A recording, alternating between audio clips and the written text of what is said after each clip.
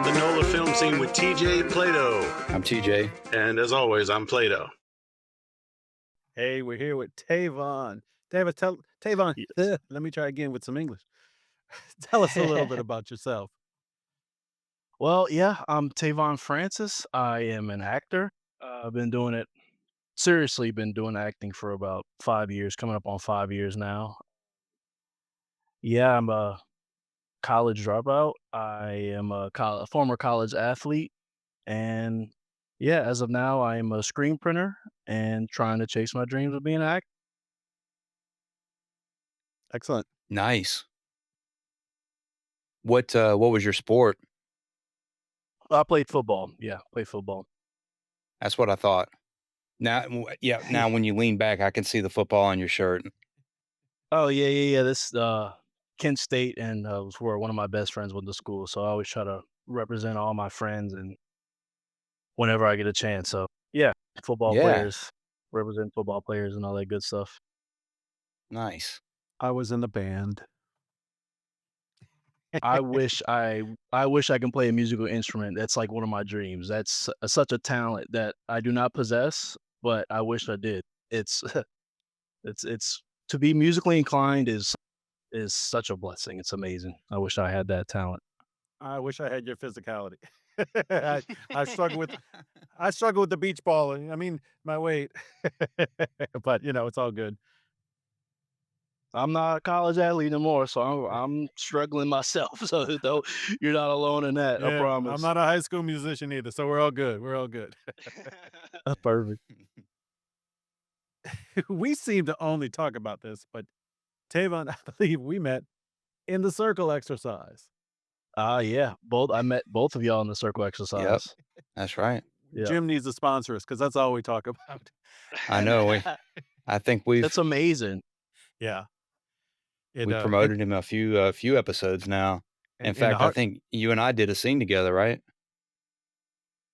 This was my second class, and I believe my second scene was with you. Yeah. And like the strike where we can't talk about struck projects, we can't really talk about what goes on in the circle. It's Yeah. so secret. That's right. It's just so Every actor should do it, 100%. Yes. I recommend it. yeah. You want to know what happens in the circle exercise? Go take it. Go take the class. Exactly. You'll see what all the hype is about. It's what on-camera acting is all about without being on 100%. camera. 100%. That's Exactly. that's the tagline. I think our big question, Tavon, and I like finding this out from our friends. How did you get started? A lot of us started in background or stand-in, and then we'll go from there. So how did you get started that way? So, so since I was young, I've always been pushed by my parents. They were like, you should do theater, you should do plays and stuff like that in the school. But like I said, I was an athlete, and that's always what I was just focused on. So I always heard that since I was 8, 9 years old. And one summer when I was off from college, I believe this is 2015, so this is 8 years ago. I had a summer off from college, and I started doing background work. I remember my first background gig like it was yesterday. It was for Into the Badlands on AMC, and we Ooh. had the background. We had some of the best costumes I've ever seen for background. It was like old style, and I had like leather boots on and like old brown leather pants, and it looked amazing. And so I did that, and that was like my first time seeing the outs and in on how film works, and I was like, okay, this is pretty cool. And so since I was in school for another 2 years, let's see, 3 years after that, I would just do background work in the summer.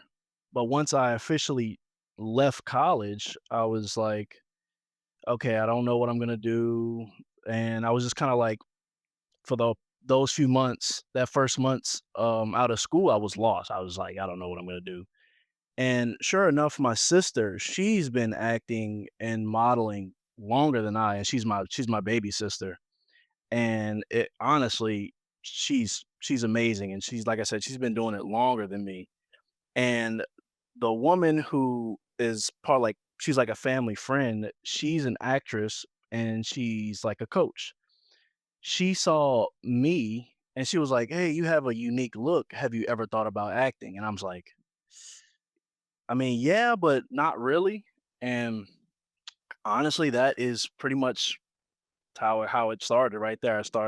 I got an agent like a week or two after she told me that, and I started doing auditions, and yeah, so that's what I've been doing it for the past 5 years now. Wow. Nice. You hit the goal with the agent. So yeah, Yeah, I usually got lucky.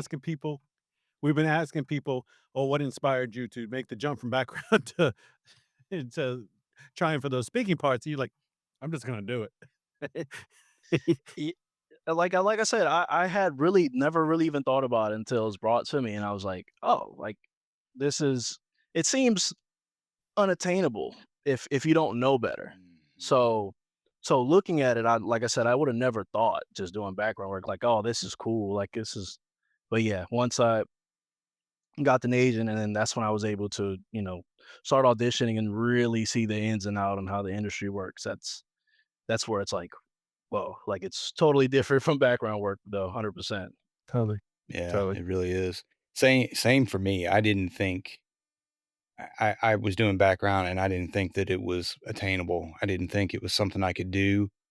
I I never had any kind of expectation when I was doing background that I was gonna get discovered or whatever. I just thought, Same. well, I didn't think that I had it then. I would've it would have been figured out much earlier in life, so I didn't really think about it. And then on Right. set one time, a guy that I'm still friends with to this day was a principal day player. In between scenes, he said, "Hey, have you thought about it?" And he started encouraging me, and he told me, "Go get headshots, professional head, professional headshots for acting. Start taking acting lessons and start learning about it that way." And he gave me a reading list of some books, and I started reading books, started taking classes, and went from there. And anybody that tells themselves that it's not attainable, they should change their frame of mind because it is. Oh, 100%. You just do it. You just start doing it. You start taking classes and start learning. Everybody starts from somewhere. That's what I would love for people to know. Nobody's it's very, very, very rare you're just gonna jump into it and be like, "Oh, here's a speaking role." So everyone has to start from somewhere, 100%. And yeah, don't ever be discouraged if that's what you want to do. Because, like you said, if you think it's unattainable, it's gonna become that if you just think that. Yeah. And then once you That's right. finally come out and then go chase it, then you start to see it's possible, 100%. Yeah, and you were saying unattainable, and it made me flash on a memory, which I haven't thought about in a couple of years. When I was about 13, this production company came to New Orleans, and New Orleans was not big in the industry like it is now, you Right. know? So, they put out a call, and, like, my mom went there and signed up my friend and I, but you had to pay to get your kid in. And she came back, said, "Y'all got the job? Yay!" And that night on the news, productions company is a scam. Devastated me. Oh, Yeah, and not only did I feel bad for me, I just in my accidentally cheated my mom out of money. You right. know what I mean? Oh, And looking back on that now, I can see how that kept me from even ever trying to investigate. It's oh, yeah, unattainable, you know? Mhm. Didn't realize it though. And then I that's stumbled into it oof. when it came around town and Kevin Smith got into his movie, then I was like, "Ooh, this is fun. Ooh, Yeah, there's more," you know? yeah, Oh, I was jonesing That's for it. that's a good public service announcement. If an agent or management team tells you that you need to pay to play, that you need to pay them to get into it, it's a scam. And you'll see them 100%. advertised on social media every so often. There's one out of New York that advertises pretty regularly. You got to pay to sign up with them, Yep, and then they'll promote you. You pay them. No, that's not how it No, works. You go get your 100%. experience, get your reels, you get your headshots from a photographer. You don't pay an agent for work. The agent finds you work And after then you've once you had get the some work, experience. yeah, That's commission. right. exactly. Yep. That's right. they take a percentage of what you earn, And and there's a not the whole other bunch way of different around. scams. Yeah, there's like that one, "Do you want your kid in movies?" Our kids have been in all the Disney stuff. I don't know if it's a scam. I can't tell you about every one. Each is, each you have to look at each one by itself. Easy for me to say. But Yeah. oh yeah, you want to be in my movie? Yeah, it's no, they pay you. It is a job, you know. I just the wasted time drives me out of my mind. I Oh, was 13 and I'm 53, so that's 40 years wasted, you know, maybe 35. But if I had started early, I wouldn't be where I am now. I know I'm I just said it starting, but I wouldn't be exactly. the person I am now, and I probably couldn't have handled it. So for me, it all worked out, but it's still like, oh my God, what a wasted No, thing. I exactly know how you feel, 100%. Cool. So I'm just curious, what position did you play in football? I was a wide receiver. Got good hands, can catch. Nice. Yeah. Push. I was a lineman. Oh, you play line? I did. I was What a position lineman in Pee specific? Wee football. Pee Wee so I was defensive line. I was a down lineman, and I played a little bit of defensive end. Okay. And then That's the boys that get dirty down there. yeah. So I wasn't really big enough. I wasn't really fast enough. I was strong enough, but was not fast. And walked on in college, and I stayed out for spring training my freshman year, and I could have stayed. I could have had a spot on the team if I had stayed, but I had a job, and I knew that I probably wasn't gonna be good enough to be a starter and get a scholarship, and it was a balance. I decided not to pursue it after that. It was a blast. I had a great time in spring training, and the guys on the team were, they were really cool. I got along with them, and it's a lot of fun, but, work-life balance and probably not having the skills and ability to go further than that, I made the decision to step away and not pursue it further. I too, I was a walk-on, and I 100% understand. It's a totally different world compared to people on scholarship. You're doing everything that they're doing, but you're paying to do it. So it's a different animal, and so 100 it's like it's not easy by any standard. So just the fact that you were able to get to that position is a testament in itself. So that's impressive nonetheless. Oh, thank you. So, do you have so we're treading carefully with, with a SAG strike that's going on as we're currently Mhm. recording this. Do you have any projects that you can talk about that aren't restricted by that? I haven't done anything SAG-wise lately, but recently I did do 2 commercials. I did the Hawaiian Sweet Rolls commercial with Peyton and Eli. I did that, and the I very saw next that. week yes, that was cool. That was a cool experience to see them film with them, and then the next week a crazy story because while I was filming for that, they were like, I got a message like, "Hey, you got an audition, but it's due today." And I'm like, "Oh, well, I can't do it. I'm filming." And it was like, "Well," my mom's because she helps me out with stuff when I'm busy and stuff like that. So she was like, "Well, I can just submit an old audition that fits the criteria for this audition. We'll see." I said, "Okay, well, that works." Didn't think nothing of it because, like I said, it's just another like, "Here, just submit this" type thing. And I get the call at the end of the day, and it was like, "Hey, you booked." I'm like, "Well." So I Wow, booked that. It was nice. a racetrack commercial, and I had to drive to Birmingham, Alabama, and I filmed that, and that was really cool. Really cool filming. They had me, like, on a dolly, and they kinda have it I don't know if if y'all seen it, but it's like kinda see, like, the background in the sky, and I'm just kinda eating breakfast sandwiches, like, on a little dolly, so, yeah, so that was really cool. So that's the 2 things I've done recently, and had a few auditions here and there, but for the most part, those are the two like big things I've done in the past That's cool, man. month or two. Yeah, no, it's really good. Able to stay busy while this strike is going on because I know it's rough road. It's rough for everybody. So just to be Yeah, able to that's a work fact. during this time is I'm lucky. Cool. Yeah, for sure.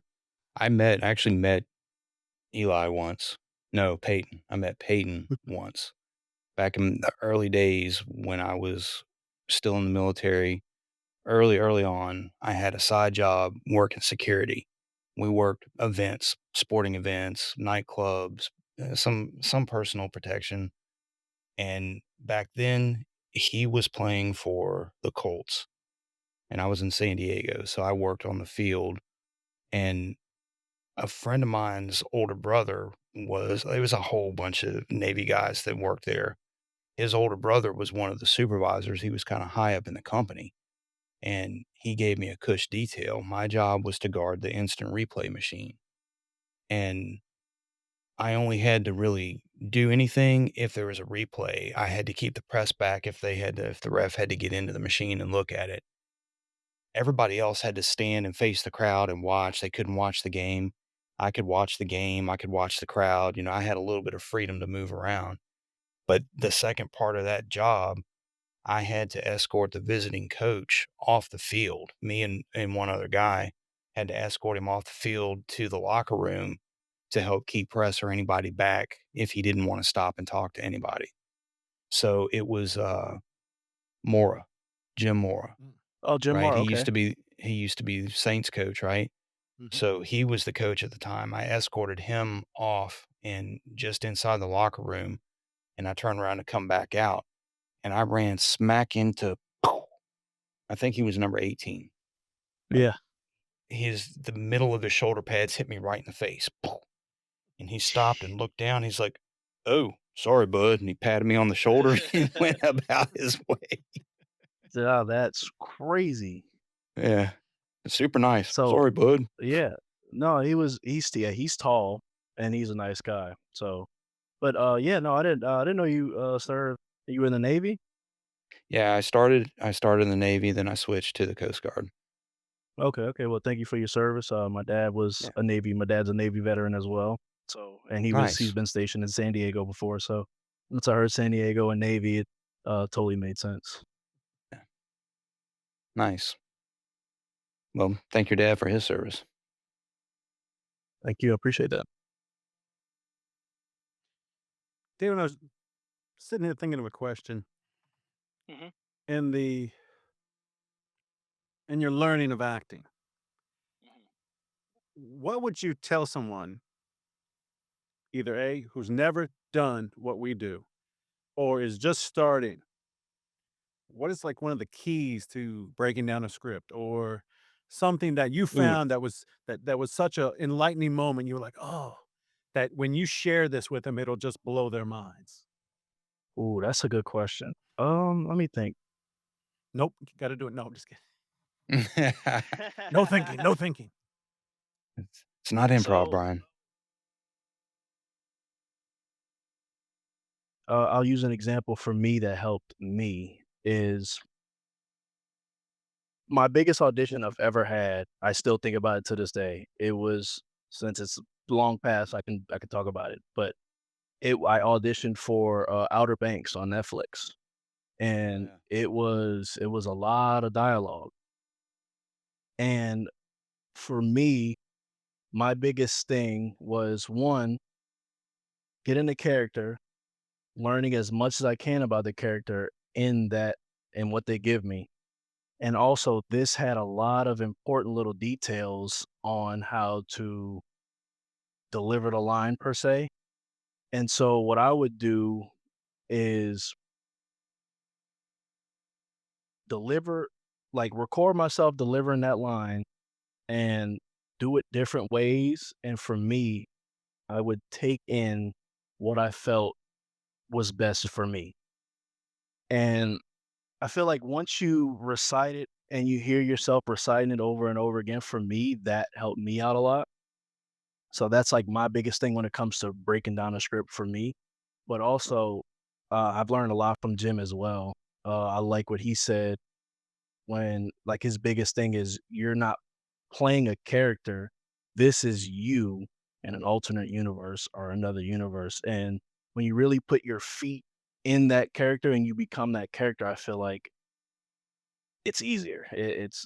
In my opinion, I think it definitely helps out a lot when you try not to when you try to be something, you have to think about it, but when you're just that, I feel like it comes more natural to you. Right.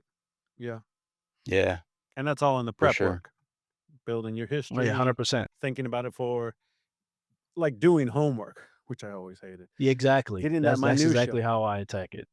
And then when you That's walk in the exactly room how I for your attack it. scene or audition, you let it go and you're just that person. Exact That's exactly how I do it, attack it like homework.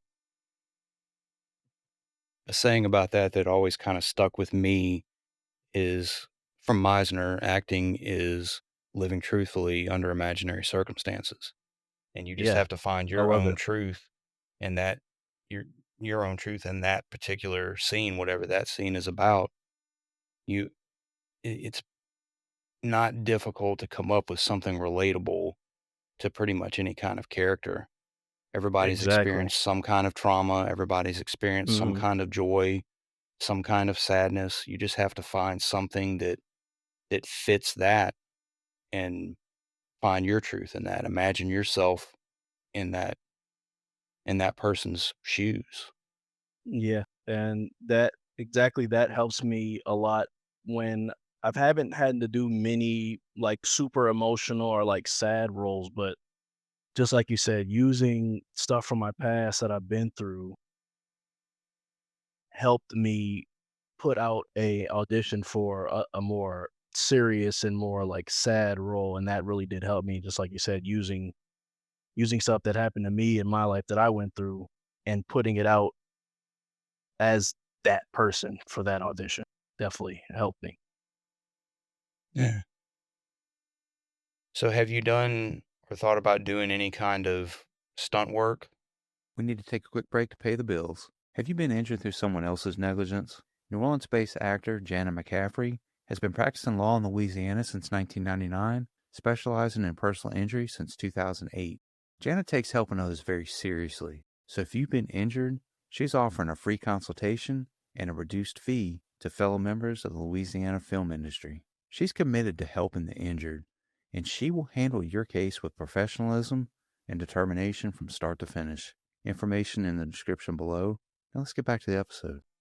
Yes, I would love to because it hit my favorite kind of movies are action movies. Like, so I would love to do that. So I've only done one class, like, in regards to that. I did a weapons handling movie course, and that was fun, and I had so Yeah. much fun, and I would love to we did, like, a little bit of, like, combat stuff, like hand-to-hand combat stuff and, like, how to blind, how to move, and then like I said, handling firearms, so I would I would love to like, my dream is to be in a movie, of course, and do my own stunts. I would love to do that. So, yeah, that's a great question. Like I said, my favorite movies are, like, super action-packed films, so I would love to do that. Nice. That's I'd cool. I'd love to take a gun course, a weapons course. I took Yeah. a theatrical combat class at the Oh, end of how was last that? year. Oh, that was awesome. They put a sword in an old D&D kid's hand. It was fun. So, Yeah. I took it Oh, at the that level it sounds was fun. yeah, I didn't take certification, so it was rapier, a bastard sword, knife, unarmed fighting, um, dual bladed. It was a trip. It was tough. You know what I mean? Because you think, "Okay, I'm swinging a sword. That's not too hard." 8-hour days, and I Oh, was hurting. I'm in no. terrible shape Yeah, I'm anyway, about to but say, when you see it on screen, it's for however 30 seconds, minute, 2 minutes, and then but yeah. you gotta realize you gotta do this all day. So you Yep. have to do that all day. Yeah. And that reminds me of, a commercial I did. It wasn't combat, but just that made me I was doing yoga, right? My commercial, I have about 10 seconds of time on this commercial. did yoga for 3 hours. It was it was painful, and that was like, "God, it's hard work. This is hard work," but it was so fun. So, I couldn't ima I would love to take, like, a class just like that. That would God, that'd be so fun. Had Yeah. you done any yoga before that? No, not a lick. So, and it's funny because that's what they were looking for. Like, I did my callback, and they were like, "Do this position and do this position." I'm like, "Oh god, I'm not gonna get it." But it was like at the end, it's like, "Well, we loved it. We're kinda looking for someone that doesn't know what they're doing." So that was one of the first times that worked out in my favor, not knowing. Wow, that's cool. Cool, cool, cool. Yeah, I think I'd be in trouble if I had to do yoga for Oof. for a It's not commercial. yeah, it was rough. It was I got my money's worth, I'll tell you that for sure. We had to do stretching for that class every day, about 20 Oh, I minutes can of it, and imagine. by the end of the Yeah. week, I was okay, but Yeah. I'm old and hurting. I'm that's like stretching plays such a big part in not getting injured and then feeling better after your grueling days and stuff like that. So I'd imagine that helped out a lot. Yeah. I I filmed a film, an independent, a couple months back, and I knew there was gonna be a little bit of physicality to the role, and I asked my coach, how do I prepare for that? He said, "Do some yoga, do some stretching, do some yoga, get your core strong, used to it," because I was gonna have to take, like, a body check from a guy, and we had to put him up against a wall a few times, and it for the younger guys, it was not that big of a deal, but I'm a little bit older, so it was challenging, it was physically challenging, but it was a Oh fun no, scene. that sounds look that's exactly like sounds like exactly something I would like to do. Just getting into that right there. That's awesome. Yeah, it was a fun scene, I can't wait for it to come out. Oh no, I can't wait to see it now. I'm kind of excited that you said that. So keep. I want more questions. I want to dive deep into your Yeah. soul, man. Hey, dive away. I'm here. And of course, trying to dance around projects and can't talk about struck, can't talk about future things. How do we do this? So, if you can think about a point, maybe it wasn't that bad for you. Your lowest point where you're like, "What the hell am I doing trying to be an actor?" And I'll give you an example of mine. In Jim Gleason's class, and we just talked about this with somebody, uh, there are 3 levels of his application: in premier, intermediate, advanced. And I made it up to intermediate, and I stuck there for like a year and a half. And of course, I want to be an actor, and and then the depression kind of hits. Like, man, I'm not really progressing because you don't see it. Like, if you take a class every week, you may be getting better each time, but you're not seeing it because it's not a big step. And I was Right. frustrated because I wanted so 100%. much more. I'm not 100%. looking at the little, and all that stuff. So, I'm never going to do this. I'm never going to be good enough. I'm going to have to go back to just being a janitor. This, you know, What was your lowest point? What made you wanna quit? What made you depressed? Ooh, this is such a good question. So for me, it's actually two. I have two moments. Okay. My first one was early when I started audition. So, like I said, when I started in 2018, pre-COVID. So my first auditions were I had a lot of in-person auditions for some, bigger TV shows and movies and stuff like that. And God, it was so nerve-wracking for me. Cause like I said, I'm fresh in the game and I'm kind of being thrown into the fire. And I remember I had an audition with like 3 or 4 words, not many words, and I go in there and I remember I'm like I remember I didn't say one of the lines correctly, and I was just like in my head, I'm like, "God, like, do I really wanna do this? Like, do I re" like, it's so nerve-wracking, and I can't even get these little lines down, so, like, after I left there, I was just like I was like, "Dude, do I really wanna do this?" Mm. But it kept going, it kept getting better for me, so, like, I kept getting auditions, and then, honestly, reassurance from people around me were like, "No, like, you this is you, stick with it, you're early." You know what I'm Yeah. saying? So that helped me a lot. And actually, my second time was getting towards the back end of COVID. So like things started opening up back more, and then we was able to start filming and stuff like that. And I wasn't getting still like it was still dry. Like I wasn't getting any auditions or anything for the most part. And I'm like, I'm just gonna like go get a regular job and just start, find another career. And it even came to so like the job I work at now, it's very flexible. Like I can get up and go whenever I want. It's just me and another person running a business. So it's just two of us. And he's pretty much like family to me. So I'm very lucky that I'm in that position to work like that right now. But I was gonna get like a real career with, better paying with benefits and stuff like that, and just like kind of just put acting on the back burn. But I talked to my mom and she was like, we're gonna switch agents because I was with my this was my first agency I was with, and it was like, we're gonna switch agents and we're gonna see how it works. And so I ended up turning down this job opportunity. And then 2 weeks later, after switching my agency, I booked my first co-star role. Hmm. So Nice. that Nice. I would like I said, I go from thinking like, "Oh, I'm done with it," until 2 weeks later, it totally turned around for me.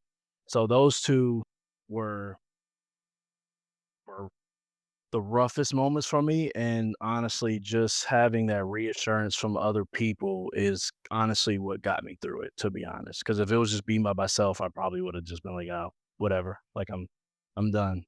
Yeah. But yeah, so definitely grateful for the people around me because it wasn't for them, I wouldn't be here talking to you guys right now. At least not about this That had to subject. be pretty scary. Oh, 100%. It's, like you said, it's just frustrating when you're not getting to where you wanna be, and it's I know it's, like, part of us and humans to want that instant gratification, but, you know, stuff doesn't happen like that, Yeah. and I That's just right. had to wait it out. And, I've been grateful to have a lot of opportunities in the industry so far that, most people would love to have, so I'm so grateful. Yeah. You have a really good attitude about it too. We were talking with Hick Sheremy a few weeks ago, and he said that's one of the most important things is having a good attitude. Yeah, definitely. Yeah, Hick's a good guy, he knows, but that's definitely true. If you're kinda moping around or, like, upset, it's gonna play a part. It's gonna leak into he's gonna be like you said, it's gonna leak into what you're doing, and it's gonna be like, "Hey, like, you're feeling like this, and then you're not gonna wanna do it," but you have that the attitude like, "Hey, I can do this. I'm gonna do this," and I feel like it's all gonna work itself out. Yeah. That's really good that you have the support structure with your mom there to give you advice and help you make those That's right. decisions. I, I I've just been thinking in the back of my head when you were talking about switching agencies that that couldn't have been an easy decision to make either. I No, would not at imagine you had all. a lot of second guessing going on there during that process. Yeah, because this was, like, the first agency that gave me pretty much I was a nobody a chance, and if it wasn't but luckily, I had the recommendation of the person I told you about was, like, a family friend. She's an actress and a coach. She's the one who pretty much vouched for me to get on, and they gave me an opportunity, like I said, with nothing, and I was able to do a few things from that. Nothing nothing too crazy, but still the opportunity that that first agency given me was still huge, and I felt like you said, you just have that it's like the tug on you that you're gonna have to make this decision, even though it is a business decision, it's still personal and Sure. it still affects you. So it was definitely rough sending that letter off that I was switching agency, but it's paid off. It's paid off a lot for me making that decision. Cool. And you brought up the legend Hick Jeremy. So we got to ask about your beard. Yeah, X away, Um, X away. what TJ had asked him, what would it take for you to shave off your beard? What kind of role, what kind of money, what would they have to give you to shave your beard for something on TV or a movie?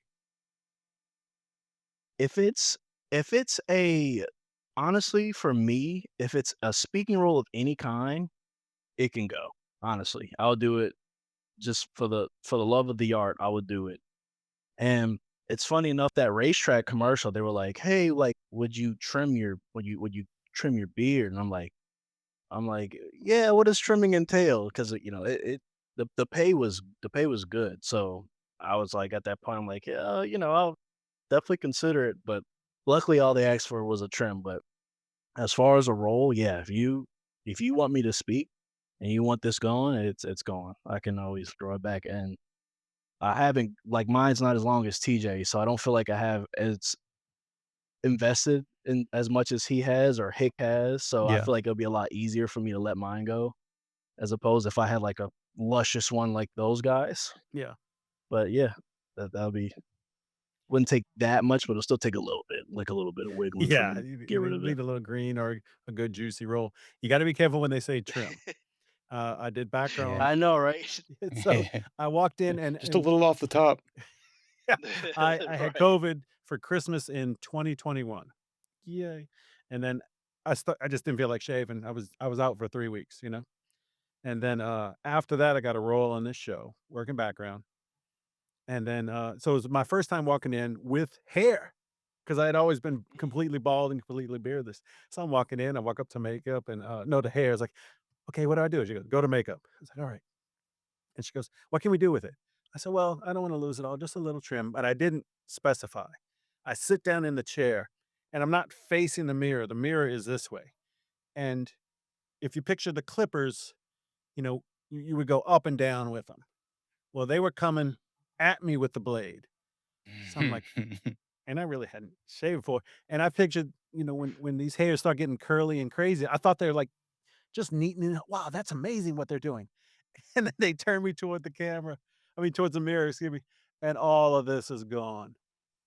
Actually, the Oh, chin too. I was left with the cheesy guy mustache, which fit the role, but I was like, oh, okay. no, oh But god, I would I have, yeah, I was that on that. camera a lot. I wasn't Oh, okay, featured, well but there was that's so that. few of us, and I knew somebody who was like an AD. Hey, we need somebody for the role. Go get Brian. Hey, walk here. And That's we were perfect. by a camera. And we've told people about going back to one. So one was on either side of the camera, like I'm showing you on. Well, this is just the audio version. I'm telling everybody. So three guys on each side of the camera, and when the signal gives, we walk forward, and you see the back of our heads, and we just keep going. So as I'm walking up, I want to be on camera every second that I can, but I try not to be a Right, jerk. So 100%. this guy was walking ahead of me, and I was like, "Hey, you want to go first?" No, man, I don't want to lead. All right. So I did I'll do it. because what I knew is even if they're just seeing the back of our heads, they're gonna turn the camera and they're gonna see our faces. Now, is that gonna get me any money? Is that gonna get me a role? No, but I'm gonna be seen, and that makes the long day of background worth it for me. And I was 100%. all That's over it. same here. Yeah, yeah. Mhm. It was cool. I'll tell you which one it Yeah, is no. was off the air. Okay, okay. Yeah, that sounds See, cool. in a way, I'm jealous of y'all for having shorter beards. Once I already had my look when I started getting into background stuff. And most of the background things I got picked for was for my look. And it was usually they wanted somebody scary looking. Let's just be honest. That's what they wanted. But I feel like there's a lot of things that I can't do or can't submit for because of my look. If my beard were shorter, it would be an easier decision to take it off for something. I can't audition for police officers or paramedics or firefighters or anybody that's clean cut. And there's a lot of those that come out No, that is because of my true. look. You know, I auditioned for a podcast a while back for a guy that was playing a police officer, and it was fun because I've never auditioned for something like that before, and I was this serious guy that was being kind of a jerk to people, but it was kind of fun to step into something different that I've never tried before. Right. Uh, I don't know. I don't know if I would do it different, but I don't know. So what would it take for Maybe you to get to chop your stuff off? so, Hick put his number out. If y'all want to hear that, go check out the episode. But, initially I thought mine would be higher than his. Mhm. I don't think I would do it for 10 or $20,000. If it was for Ooh, something if it was for a significant role, I would probably consider it. If it was something recurring or if it was something in a big Hollywood, SAG blockbuster right. something, I No, would definitely. I would consider it more. But something for peanuts, for a small role, Oh, an yeah, under no, I definitely. 5, Commercial, I no. wouldn't I I wouldn't definitely do it. understand that, seriously. Like I said, you it's like it's an investment. Like I said, I don't know how long you've been having yours. I've been having mine for 7 years now, and I don't even remember like me without one. So, and then, like I said, it's not nearly as long as you guys. So, but yeah, no, I definitely understand. It's like it becomes a part of you. Yeah, for sure. I so I retired in April of 2015, and I stopped shaving and stopped cutting my hair Okay. right after my So you retirement. going 8 years, 8.5 years then. Eh yeah, so I cut my beard down one time to about maybe just a little bit longer than what yours is, and I cut my hair Oh, okay. once. I cut my hair really short, but I donated it. I cut it and donated it to, it wasn't it wasn't the one that a lot of people mention. I'm Locks drawing of a blank love. on the name. Yeah, it wasn't that Right. because it was one that actually donates wigs to kids. Mm. Oh, Um, that's awesome. That's awesome that you did that. and I donated it to one that a friend of my daughter's had gotten a wig from when she had cancer, and they Oh, got wow. 4 15-inch ponytails off of my head. And then Jeez. that was I guess that was right before COVID, maybe 6 months before COVID, and I started letting it grow Okay. again. Maybe it was a little bit earlier than that, but I've been letting it grow since then. You did have me worried Just in your trying Oh, to yeah. story because I just couldn't see kids walking around with a beard like yours. No, no, no, no, hair, hair. I'm the coolest A kid in and the high school.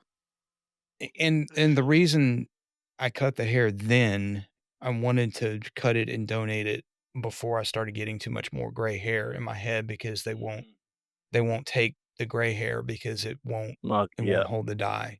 I guess there was one organization that made wigs for women that were breast cancer survivors, and they wanted some gray hair for maybe older ladies. But then right about really? that time, and I can't remember the name of it, they stopped taking real hair. They had started making synthetic hair that was really close to the real thing. So I donated to the other one. But now, there's too much gray in it to donate, I think. Cool. Wow. That's, like I said, that's awesome that you did that. Yeah, thanks, man. Well, we're coming to the end. I got one last question for you, Tavon. I don't think we've asked it Yeah, already. fire away. Hopefully that we didn't ask and I forgot with my old man brain. What's your secret wish? What's the role you would do just about anything to get? And I know we can't really say if it's something that's being struck. Maybe, there are space knights with glowing swords. A different way to say it. You know what I mean? But Oh, that's such a good question. For me, it's not really a role as well. Well, I can say for me, a role would be a. Let me use an example. for me, I would love to be in a Tarantino movie. That's like my dream is to be in a Tarantino film. So honestly, like I said, I'm a big action guy, so I would love to be like a gung ho anti-hero type role. I would love to play something like that. I would. This is like I said, I would love to be in an action-packed film to where like I'm one of the center main pieces. Yeah. And yeah, Tarantino, I feel like does that pretty well Yeah. with those types of guys. So I would love to do that. Mhm. I could see you doing it. I could too. Thank you. Little, I would little love. caveat we We'll can do add. it. An actor you would kill to work with. Oh. Oh, It good doesn't have to be question. limited to one. Okay, I was gonna say I'll give you my top 5. Excellent. Christoph Waltz. Mm. He's one of my favorite actors. I would love to work with Leonardo. This is. I would love to work with Denzel. Mhm. I really Edward Norton Yeah. and I would have to say Viola Davis probably for a 5. That's a good top 5. That's a good list. I would love to work with them. Obviously, to me, the best actors, and I think Christoph Waltz and Edward Norton are 2 of the most underrated actors, Yeah. in my opinion. So I would love to work with them for sure. You can't go wrong with Denzel. I feel Yeah, like no, all of he's those there would be so much to learn from all of those. oh god, like I love seeing actors, like watching their interviews just to see Mhm. because I feel like the art of acting is so much more deeper and complex than like surface level than what people see. So just to talk to people that's played in so many different movies and different roles, just hear their experience and let them give me some knowledge on the stuff that they experienced and stuff like that. I just think it'd be literally priceless, obviously. So yeah. That was a really good answer. I just marked the clip right there. I can Oh, thank mark you. it in certain spots, and there's others, but that was a mark right there. Oh no, That was a awesome. cool Thank you. answer. That's your advertising. Thank you. That's right. Take us out, TJ. All right. Thanks for listening to NOLA Film Scene with TJ and Plato. We were here tonight with Tavond Francis. Tavond, thanks for joining us. No, thank you guys for having me. I had a blast. I enjoy this kind of conversation. And whenever you guys want me on, I'll literally come on. Like, I really enjoy this stuff. So thank y'all for giving me the opportunity to come on and speak with y'all.